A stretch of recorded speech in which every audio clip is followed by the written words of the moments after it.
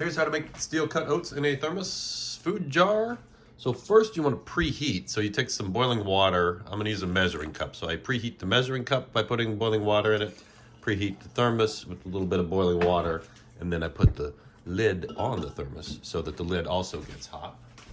And we let it sit for a few minutes, just warming up. If the inside of the thermos is hot, then the whole thing will stay hotter and it'll cook better. Versus if you put hot stuff when it's cold, then it'll instantly lose some temperature. The recommended ratio of water is 4 times as much water as oats, but that's if you're boiling it, and a lot of that's gonna boil off. So we'll do a 1/4 cup of oats, and then we'll do like 3/4 to a little bit more than 3/4 cup of water versus a full cup of water. That way it won't be too watery. Then we'll boil up the water again, just to make sure we didn't lose any heat in that pot. I'm gonna dump out the hot water from the measuring cup. I'm gonna dump out the hot water from the thermos. So that's good and hot. 1/4 cup of steel cut oats. I like a little bit of maple syrup.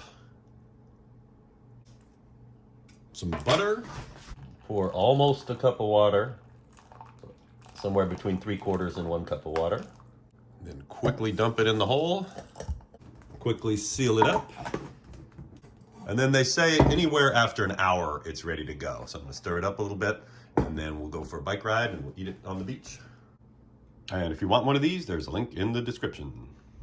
All right, I started it at 9:30, so this is about 2 hours later on the bike at the beach. Activate spoon.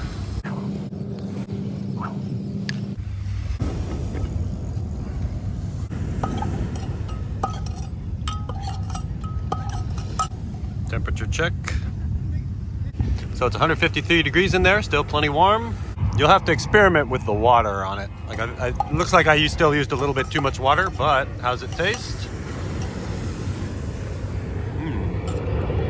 Fully cooked. Tastes good.